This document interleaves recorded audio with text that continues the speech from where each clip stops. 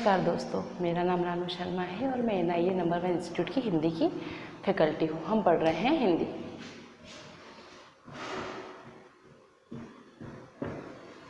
हिंदी के अंतर्गत हम संधि पढ़ रहे थे। अभी तक हमने संधि, संधि विच्छेद, संधि के प्रकार, संधि के तीनों प्रकार कौन से, स्वर संधि, व्यंजन संधि और विसर्ग संधि पढ़े। उनके जो उप प्रकार होते हैं उनको पढ़ा। ठीक है, संधि के कितने प्रकार होते हैं? उप प्रकार 5 प्रकार होते हैं। दीर्घ, गूढ़, अयादि, यण और वृद्धि स्वर संधि। इसी प्रकार व्यंजन में 7 और विसर्ग में भी 7 प्रकार होते हैं। ठीक है, आप सभी जानते हैं कि जो हिंदी भाषा है वो संस्कृत से आई है। ठीक है, तो जो हिंदी की जो व्याकरण है वो भी क्या है, संस्कृत से ही आई हुई है। तो जो संधि का जो टॉपिक है वो हमारे जो भाषा हिंदी में लिया गया है वो संस्कृत से लिया गया है। तो अभी तक जो हमने पढ़ा वो सब क्या था, संस्कृत से ली गई संधियाँ। लेकिन हिंदी में कुछ विशेष प्रकार की संधियाँ भी पाई जाती है जिनके कुछ अपने विशेष नियम होते हैं। ठीक है, तो ये हम आज पढ़ेंगे। ठीक है, फिर देख लेते हैं। हमने पढ़ा संधि और संधि के प्रकार। संधि के प्रकार 3: स्वर, व्यंजन और विसर्ग।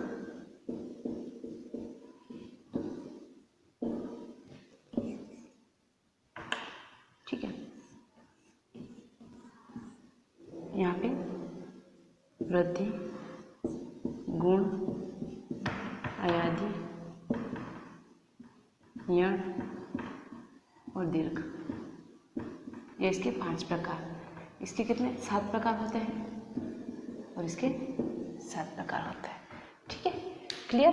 तो ये हम अभी तक सब पढ़ चुके हैं। ठीक है, अब आज हम पढ़ेंगे इसके आगे से। ठीक है, आज का जो हमारा संधि का टॉपिक है, लास्ट टॉपिक है। इसके बाद हमारी संधि खत्म हो जाएगी। ठीक है, तो आज हम पढ़ेंगे संधि के हिंदी में कुछ विशेष प्रकार के नियम। ठीक है,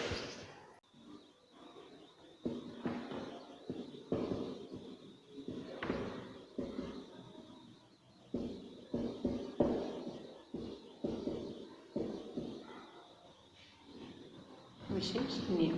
ठीक है, देखिए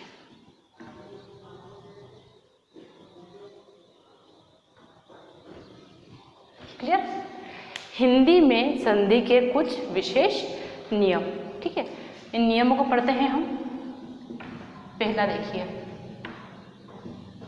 आ का अ हो जाना।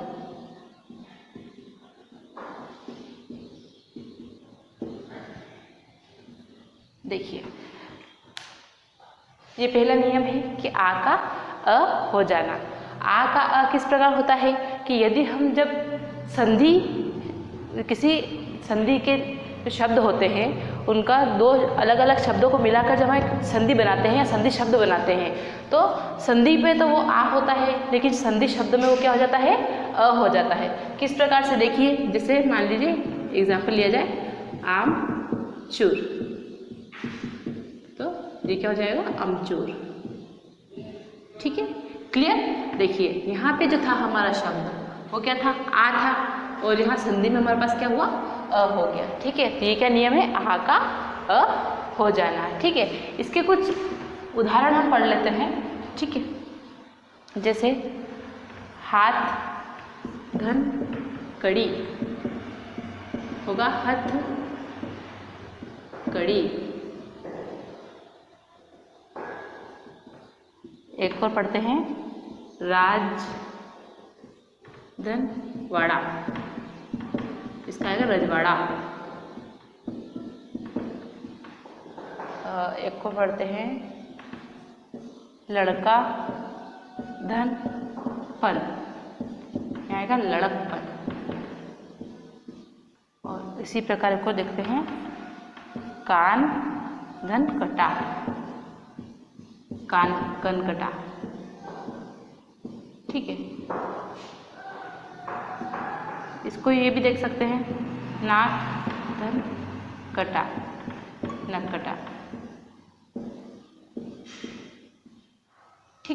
देखिए ये मैंने यहाँ पे कुछ उदाहरण लिखे हैं और इस उदाहरण के माध्यम से हम इस नियम को समझेंगे। क्लियर? देखिए यहाँ पे क्या है, हाथ, हाथ में हमारे पास आ की मात्रा है, लेकिन हाथ धन कड़ी जब हमने जोड़ा तो ह से वो मात्रा हट गई। ठीक है, तो जो आ था यहाँ पे वो यहाँ पे क्या हो गया, अ हो गया। हाथ धन कड़ी, हथ कड़ी। इसी प्रकार राज धन वाड़ा क्या हो गया, रजवाड़ा। राज में आ की मात्रा थी और उसका विलोप हो गया। ठीक है, तो राज धन वाड़ा आ का क्या हो गया, अ हो गया। ठीक है, लड़का धन पन, लड़का धन पन। अब देखिए लड़का में क में क्या था, आ की मात्रा थी। ठीक है, और पन, तो यहाँ पे लड़कापन क्या हो गया, लड़कपन हो गया। ठीक है, कान कटा, क्या है ये, कान कटा। तो यहाँ पे जो आ की मात्रा थी वो जहाँ यहाँ जा क्या हो गई, अ की हो गई। कान कटा क्या हो गया, कनकटा हो गया। और इसी प्रकार नाक कटा में आ की मात्रा थी नाक में, तो यहाँ जो संधि हुई उसमें वो क्या हो गया, नक कटा हो गया। ठीक है, तो ये जो था हमारा हिंदी में संधि के कुछ विशेष नियमों का पहला नियम था, जिसके अंतर्गत आ का क्या हो जाता है, अ हो जाता है। क्लियर? इसका अपन अगला नियम पढ़ते हैं।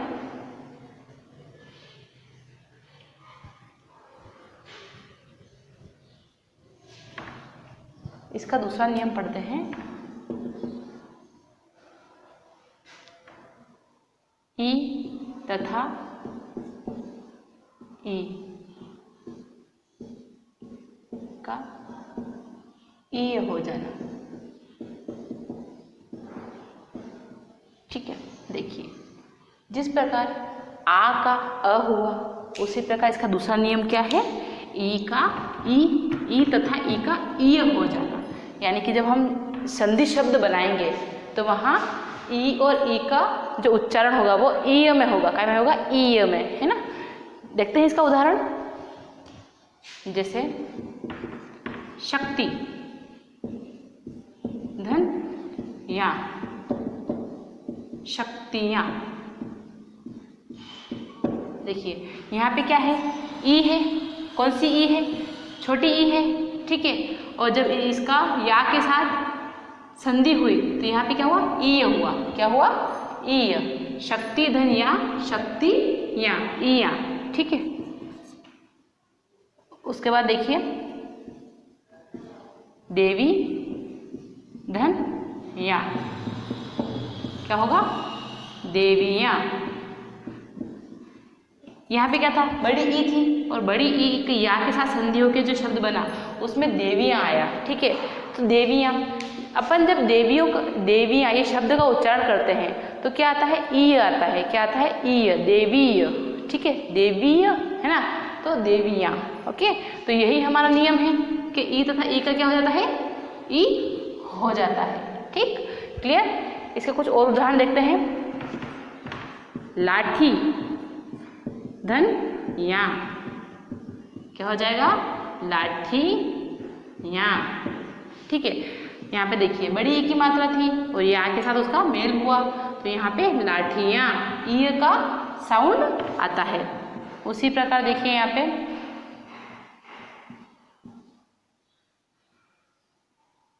नदी धन या, ये क्या हो गया, नदी या। और गली धन या, तो क्या हो गया, गलियाँ।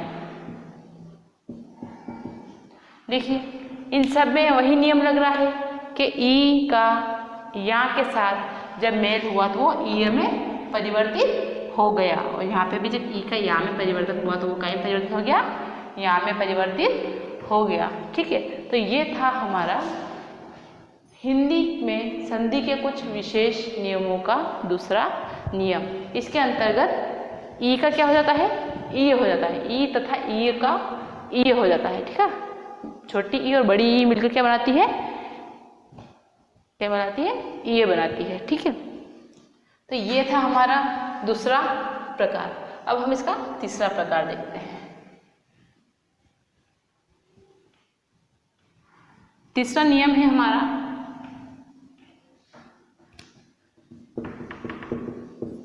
ई तथा ऊ, बड़ी ई तथा बड़े ऊ का छोटी ई तथा छोटा ऊ हो जाना। ठीक है, क्लियर? बड़ी ई तथा बड़े ऊ का छोटा ई तथा छोटा ऊ हो जाना। इसको हम उदाहरण के माध्यम से देख लेते हैं। ठीक है, नदी, धन, या।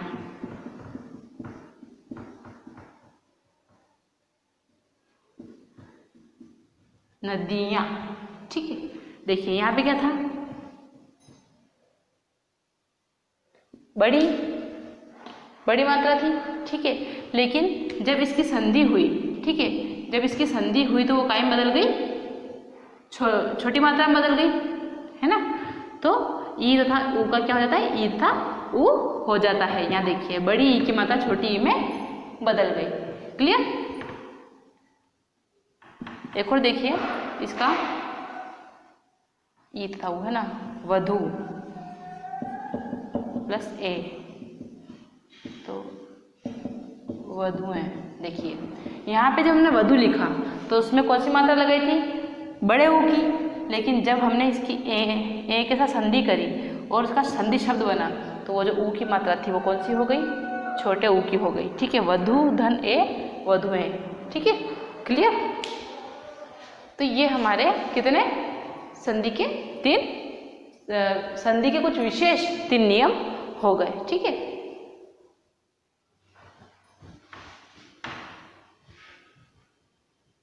चौथा नियम होगा हमारा ह का भ होना। ह का भ होना।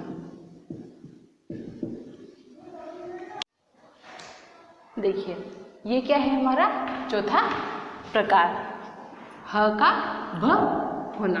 ठीक है, अब इसके अंतर्गत हमें नियम से पता चल रहा है कि ह का जो है परिवर्तन कहीं में हो जाएगा, भ में हो जाएगा। ठीक है, अब ये ह का भ कब कब होगा, है ना, इसकी बात कर लेते हैं। जब, कब, तब, सब, अब, इन सभी शब्दों के साथ यदि ही वर्ण, ही शब्द का यदि मेल होता है तो जब और ही जब वो मिलता है तो वो ह भ में परिवर्तित हो जाता है। किस प्रकार से, देखिए, जब, तब, कब, सब, अब, इन शब्दों के साथ ही का मेल होने पर, ही का मेल होने पर वह ह को भ में परिवर्तित कर देता है, भ में परिवर्तित कर देता है, ठीक है। जब, तब, कब, सब, अब, इन शब्दों के साथ यदि ही शब्द का मेल हो गया तो वो ह को भ में परिवर्तित कर देता है। ठीक है, इसका एक उदाहरण देखते हैं, है ना। उदाहरण के माध्यम से हम इसको समझेंगे। यहाँ पे देख लेते हैं, जैसे जब धन ही, क्या बनेगा, जभी, है ना।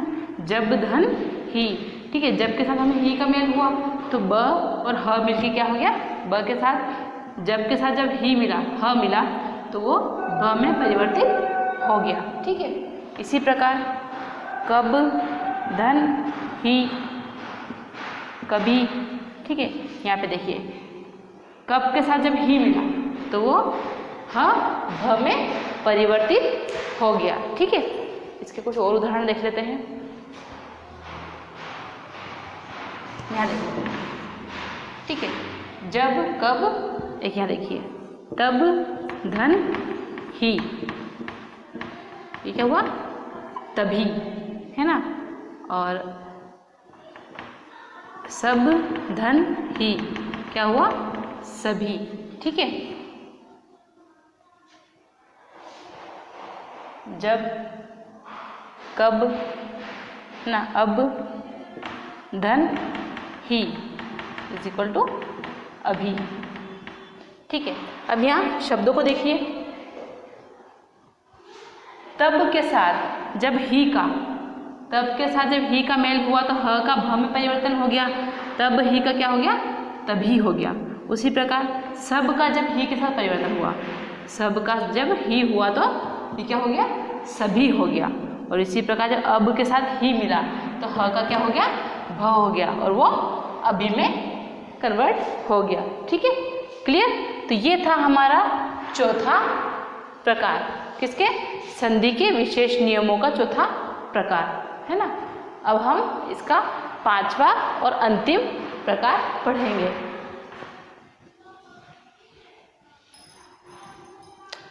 पांचवा जो अंतिम नियम है इसका, उसके दो उपनियम हैं। ठीक है, और हम नियम और उपनियम दोनों ही पढ़ेंगे।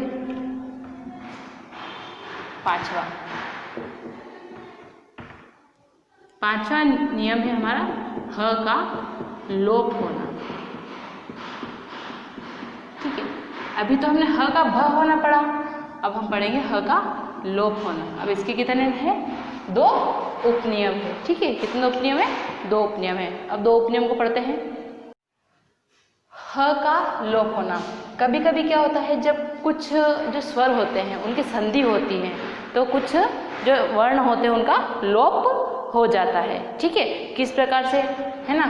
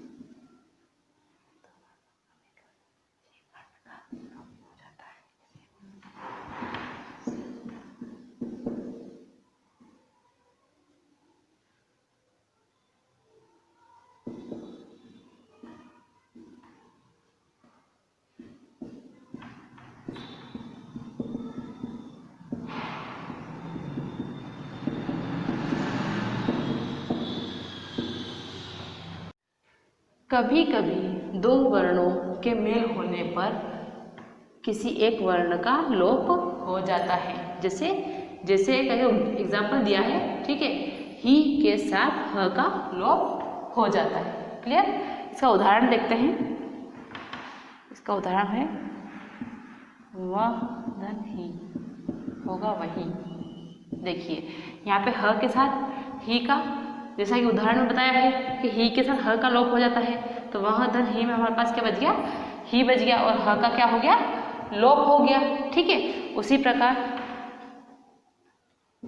उस धन ही, उसी, जब हमने उस धन ही लिखा तो यहाँ पे क्या हुआ, ह का लोप हो गया। नियम क्या है हमारा, ह का लोप होना, तो उस धन ही, तो यहाँ पे ह का लोप हो गया, उस धन ही क्या बन गया, उसी बन गया। ठीक है,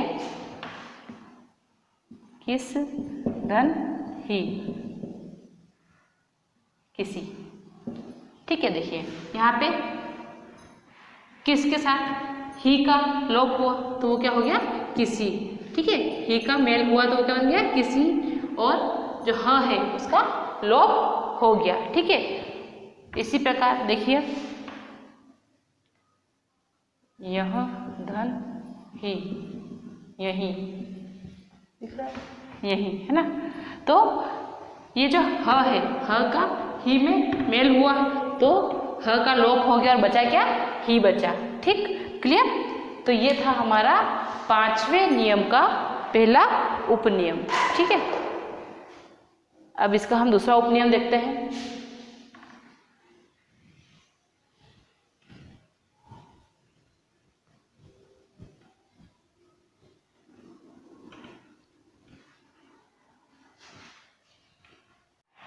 इसका दूसरा उपनियम होता है कि वर्णों में तो मेल होता ही है, लेकिन कभी कभी ध्वनियों में भी क्या होता है, मेल हो जाता है। और एक ध्वनि का जो प्रत्यारोपण है, एक जो ध्वनि है उसका जो लोपन है वो दूसरे शब्द के ऊपर हो जाता है। ठीक है, किस प्रकार से देखिए,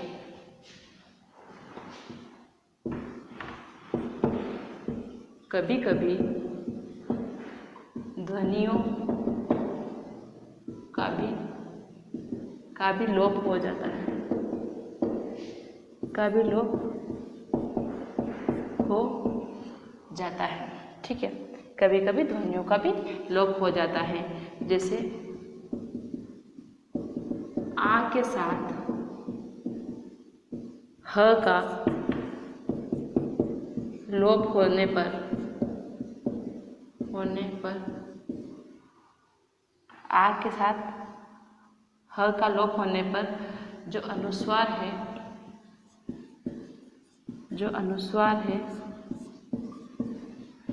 वह अगले वर्ण पर चला जाता है।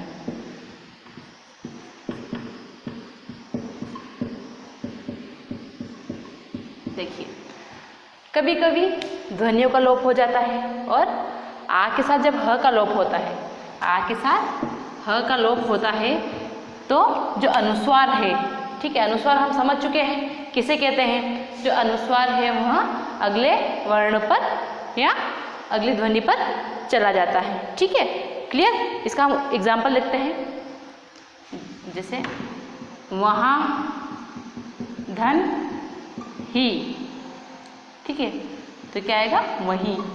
ठीक है, यहाँ पे क्या था, आ था और आ के साथ क्या आएगा, ह का लोप हुआ, तो ये यहाँ पे आके अनुस्वार लग गया और वहाँ धन ही क्या हो गया, वहीं हो गया। ठीक है, उसी प्रकार यहाँ देखिए, कहाँ धन ही क्या हो गया, कहीं। यहाँ धन ही, यहीं। और जहाँ धन ही क्या हो गया, जहीं। ठीक है, यहाँ पे आ के साथ ह का मेल हुआ और जो ये इसका जो विलोप हुआ वो कहाँ हुआ, ही के ऊपर अनुस्वार के रूप में हुआ। ठीक है, ही के ऊपर अनुस्वार के रूप में हुआ। और उसी प्रकार यहाँ के साथ आ के साथ क्या का, ही का मेल हुआ और जो अनुस्वार था वो ही के ऊपर लग गया।